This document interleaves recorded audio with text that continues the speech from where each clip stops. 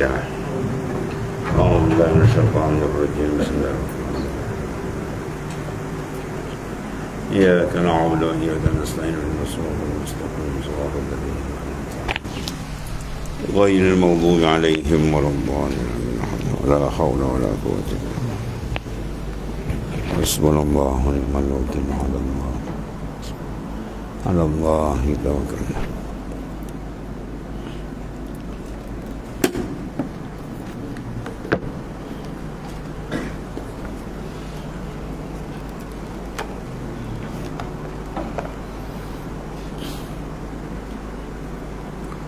Sabar.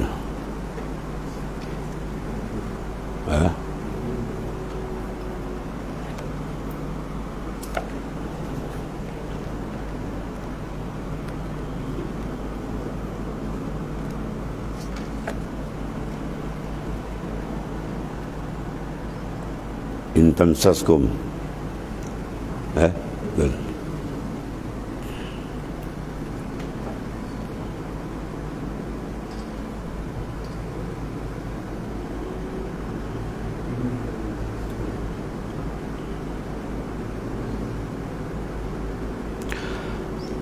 أعوذ بالله من الشيطان الرجيم.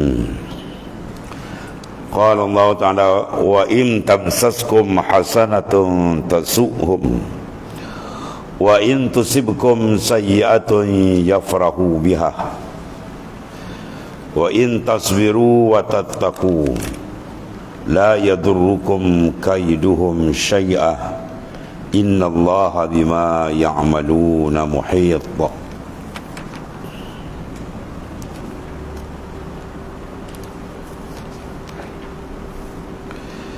Jika kamu memperolehi dan kamu diliputi kebaikan yang membuat kalian gembira, sekiranya Allah SWT memberikan kurniaan kepada orang-orang beriman yang berbagai bentuk kebajikan dan sebagainya, maka orang-orang munafik yang di dalam batin hati dia ada kedengkian dan kebencian kepada orang-orang yang beriman, tasuhum, nasaya mereka bersedih hati, mana menyakiti akan mereka oleh qalbi hati mereka itu. Mereka akan merasa perasaan yang tidak elok, hasad, dengki, bertambah, dendam dan sebagainya. Ini sifat orang munafik apabila melihat orang-orang mukmin diberikan nikmat oleh Allah Subhanahu Wa Taala. Mereka menjadi payah akibat permusuhan dan kemunafikan mereka yang memuncak. Ini golongan-golongan munafik yang dikatakan munafik i'tiqadi, jadi izharul iman wa idmarul kufrah, mereka menzahirkan keimanan padahal batin hati mereka tadi kufur dengan Allah Subhanahu wa Ta'ala.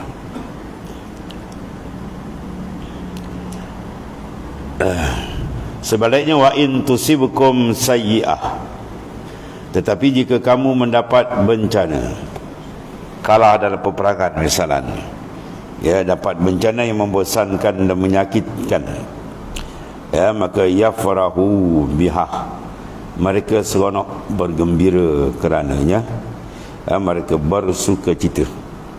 Atau golongan yang mana qalbi mereka telah rosak di kalangan orang-orang munafik. Mereka tidak gembira dengan kegembiraan yang diberikan oleh Ta'ala kepada orang mukmin. Mereka akan merasa sebaliknya. Tapi bila kena saja orang mukmin akan benda yang dikatakan ujian Tuhan, bala bencana, mereka seronok, mereka akan gembira, yafrahu biha.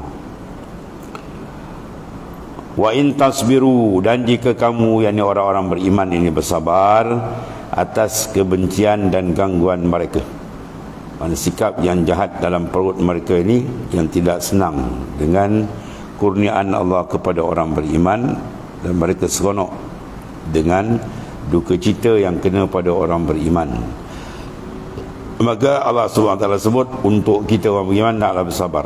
Wa in tasbiru wa tattaqu, kamu bersabar, dan kamu bertakwa.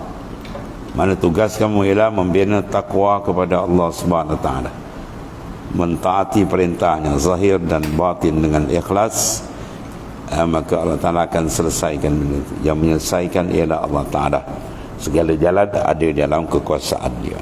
Tugas kita sabar dan terus menzahirkan kehambaan kita kepada Allah Subhanahu Wa Ta'ala. Dan kamu watattaku, dan kamu bertakwa, yakni menjunjung perintah dan meninggalkan larangannya. Kembali dan memasrahkan urusanmu, memperserahkan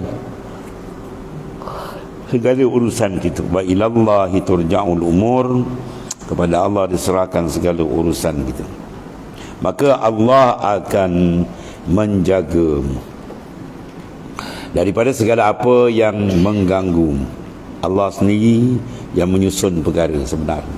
Dia sendiri akan memberikan jaminan pengakuan pemeliharaannya apabila insan itu bertakwa kepada Allah. Ini setengah daripada fawaid ataupun faedah-faedah kelebihan fadail bagi takwa. Iaitulah dia mendapat iaitu nusrah, ta'yid wa nusrah daripada Allah Subhanahu Wa Taala. Kemudian sekiranya pula ya, la yadurukum kaidukum, la yadurukum, tidak memudaratkan akan kamu, kaiduhum, oleh tipu muslihat mereka. Sekiranya mereka melakukan tipu daya, dan itulah sifat golongan munafik yang tidak senang dengan orang beriman, maka dia akan merancang berbagai tipu daya, tipu muslihat untuk mengganggu perkembangan Islam yang dibawa oleh baginda sallallahu alaihi wasallam, dan itulah sampai akhir zaman. Maka Allah SWT memberi jaminan, la yadurrukum, tidak akan memudaratkan kamu, kaiduhum, oleh tipu daya mereka. Mereka akan terperangkap dengan tipu daya. Yang penting orang beriman menjaga kedudukan dia dengan Allah Subhanahu Wa Taala. Maka Tuhan janji tu. Tapi kalau sekiranya benda itu tak dapat, tak berlaku, bermakna orang beriman kita yang silap. Kita tidak meletakkan gantungan yang kuat dengan Allah Subhanahu Wa Taala. Kadang-kadang kita bergantung dengan usaha kita, kita perasan dengan daya dan upaya kita. Itu mencacatkan kontak kita kepada Ta'ala, membawa kita tidak layak menerima nusrah, bantuan daripada Allah Subhanahu Wa Ta'ala.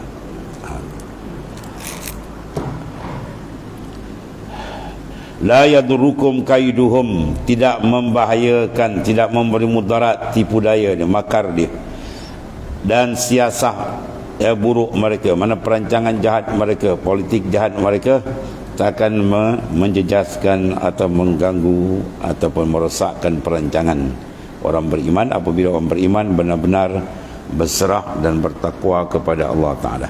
Akan adalah jalan-jalan yang akan dibuka oleh Allah Ta'ala. Tidak memberi mudarat akan kamu oleh tipu daya mereka itu syai'an, sedikit pun, takkan memberi apa-apa pun daripada merbahaya. Ini jaminan daripada Al-Quran.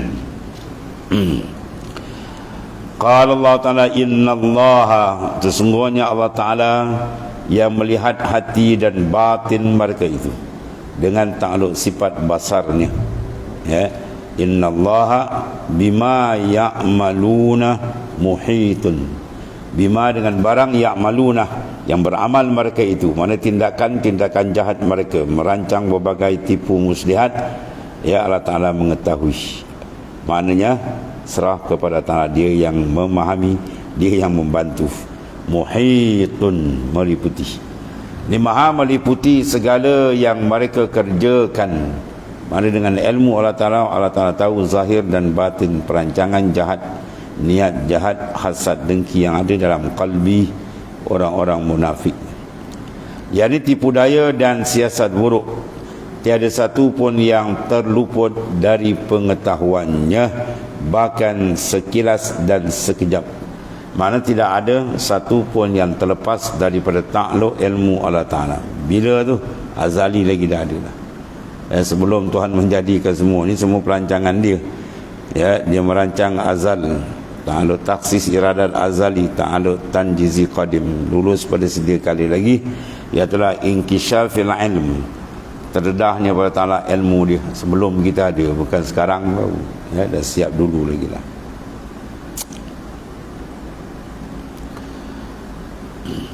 Dan jika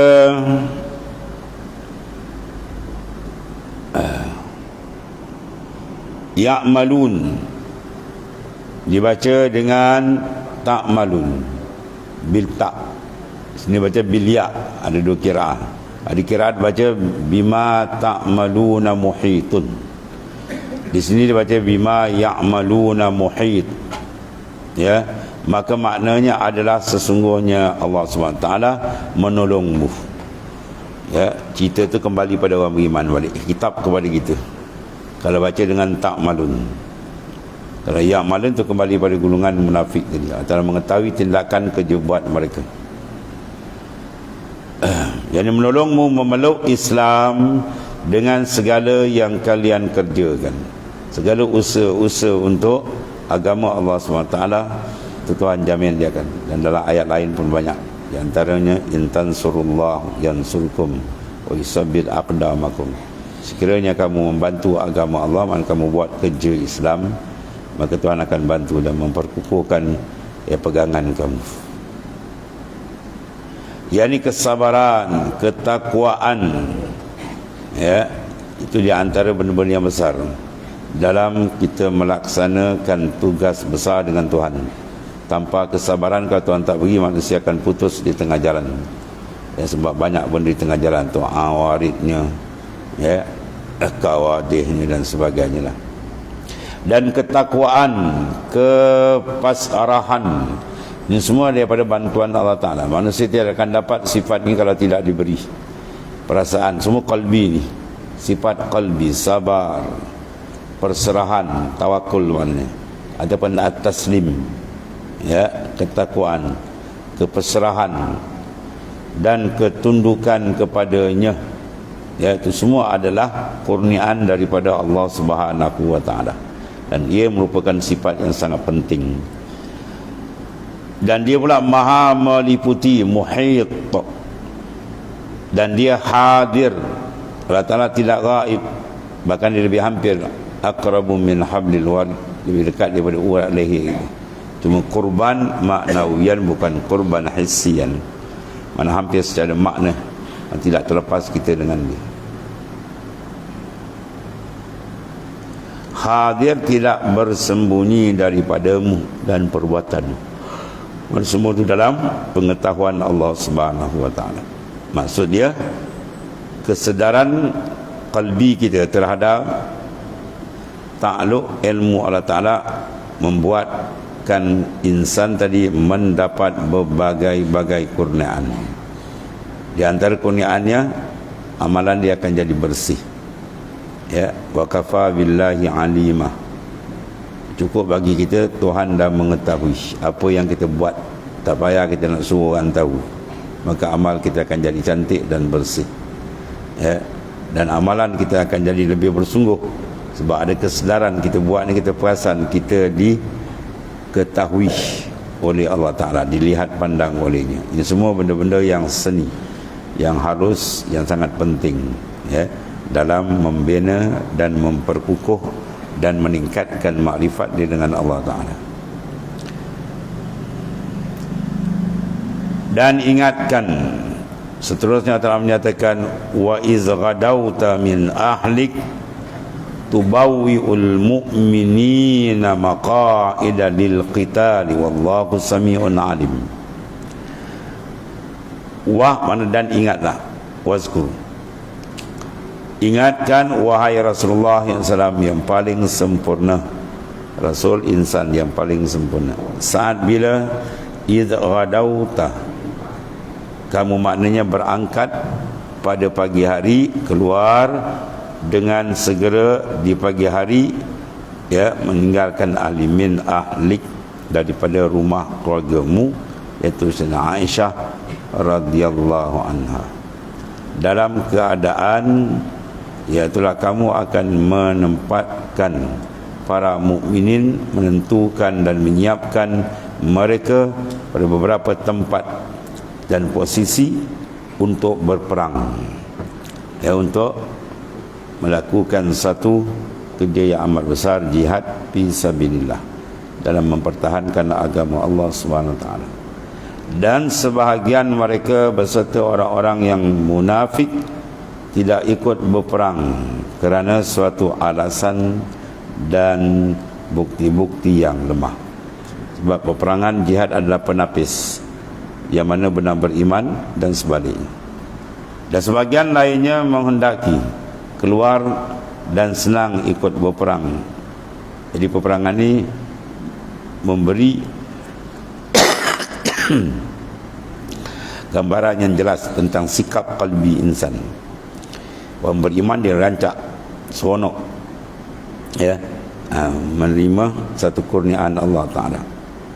Sebab jihad satu kurnia besar. Dia pergi balik untung, kalau tak balik pun lagi untung, ya, ke mana. Dia pergi berperang, dia dapat bunuh seorang kafir, jaminan syurga untuk dia, ya, dia dapat bunuh seorang, dia jaminan syurga. Sebab qatil wal maqtul, dalam peperangan ni antara pembunuh dan yang dibunuh, dia tidak akan sama tempatnya di akhirat. Bagaimana kalau orang beriman membunuh orang kafir tempat di mana? An-nar, neraka. Maka orang beriman confirm syurga. Lepas tu kalau orang beriman berperang, dia dapat bunuh seorang di orang kafir, jaminan syurga untuk dia. Sebagaimana kalau dia mati, jaminan syurga juga, syahid, ya. Dan biasa kita tahu bahawasanya apa? Syahid itu jaminan syurga. Bahkan dia membunuh tu dapat jaminan syurga.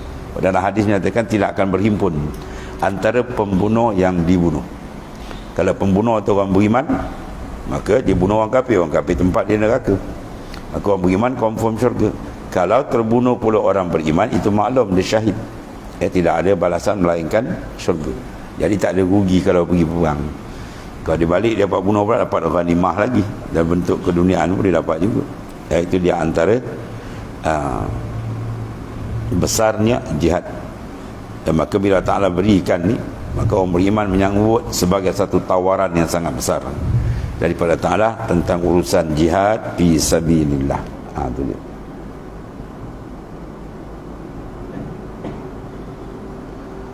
Qala Allah Ta'ala wallahu sami'un alim. Dan Allah Ta'ala maha mengetahui, maha sami', maha mendengar semua perkataan mereka.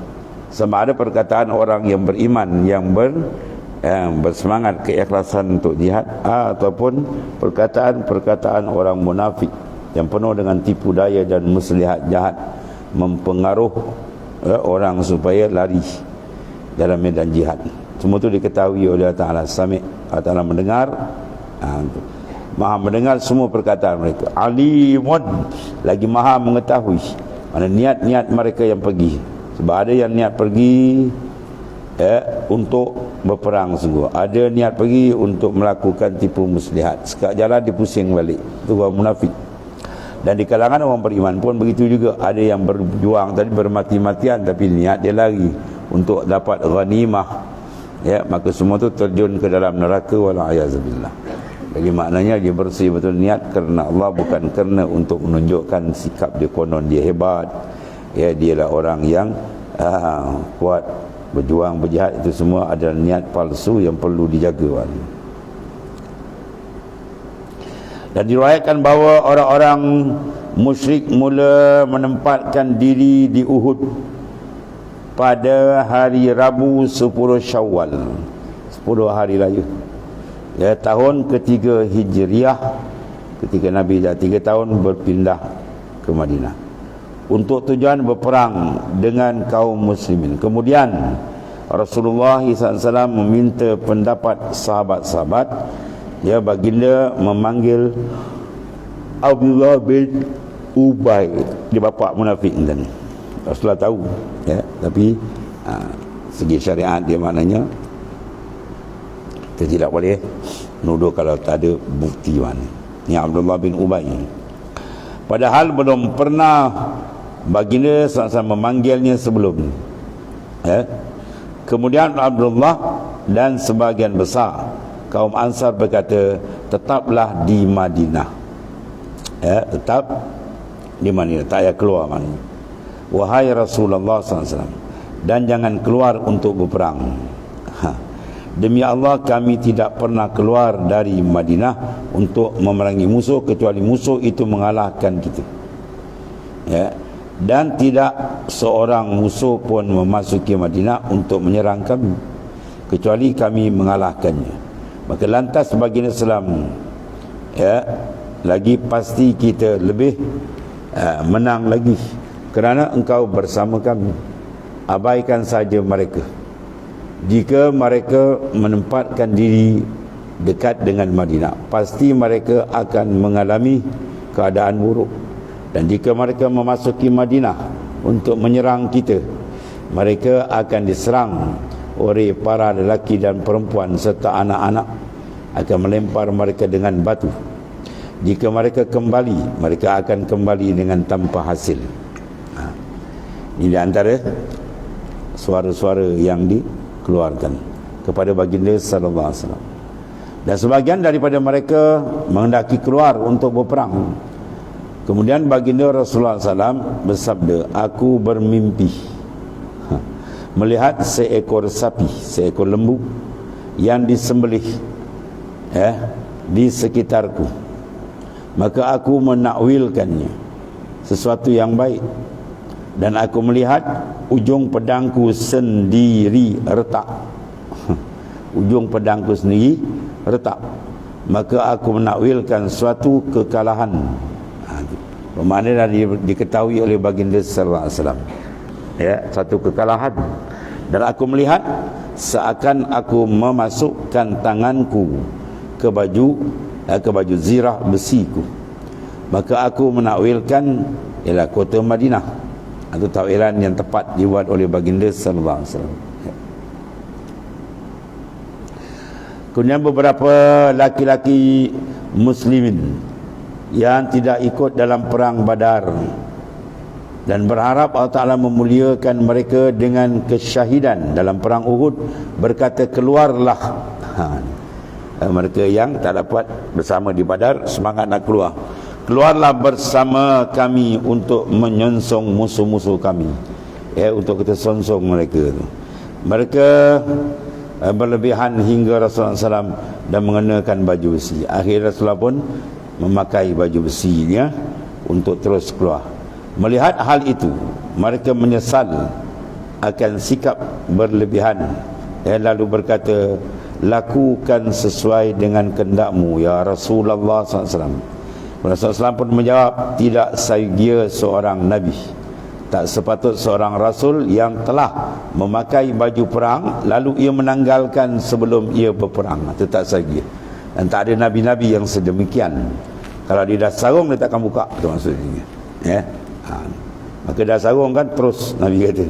Kemudian setelah solat Jumaat, baginda Rasulullah SAW keluar dan sampailah di sebuah jalan di Gunung Uhud, lalu turun di tepi lembah.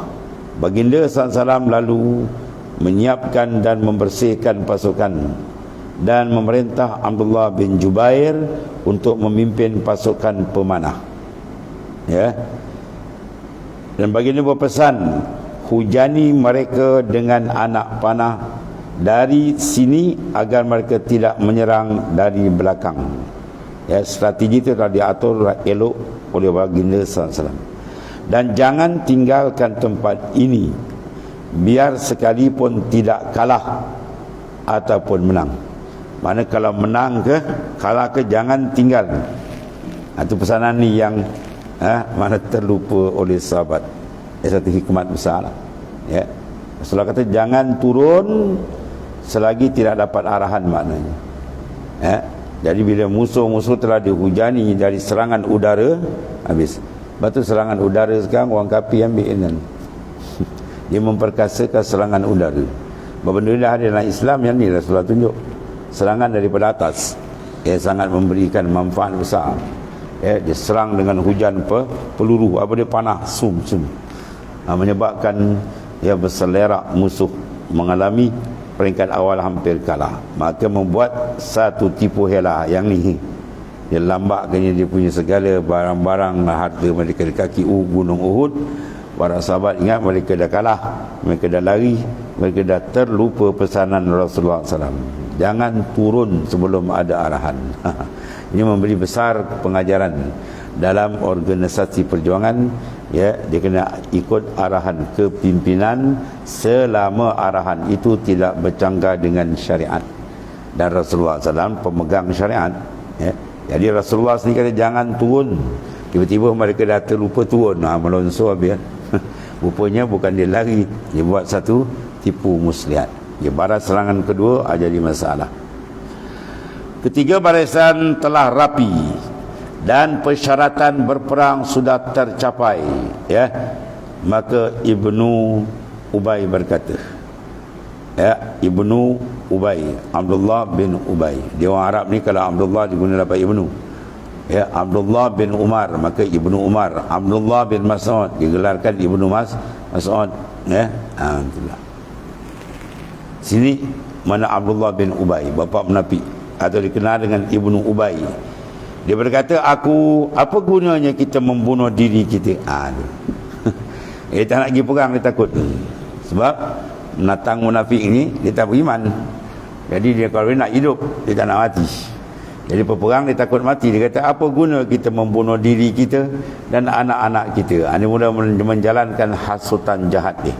Ya, lalu dia pergi berbalik, dia patah. Terjadi perselisihan antara kaum mukmin dan mereka mana terguncang. Ini satu strategi jahat.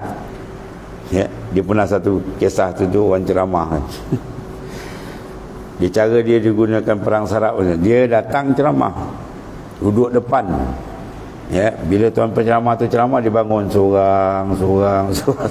Jadi penceramah tu tak ditahan dia punya emosi. Akhirnya dia menjerit, "Woi, nantilah dulu, ceramah belum habis." Itu satu strategi kan.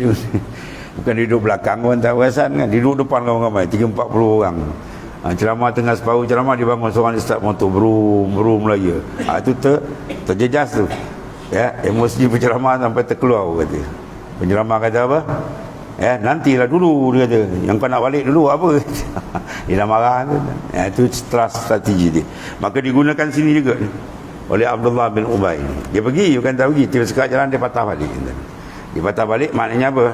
Menggegar, menggoncang. Tidak banyak sedikit pun akan tergoncang. Ya, hati orang beriman yang tak berkuat barulah kita tergoncang ke tu. Ini setengah daripada strategi jahat dia.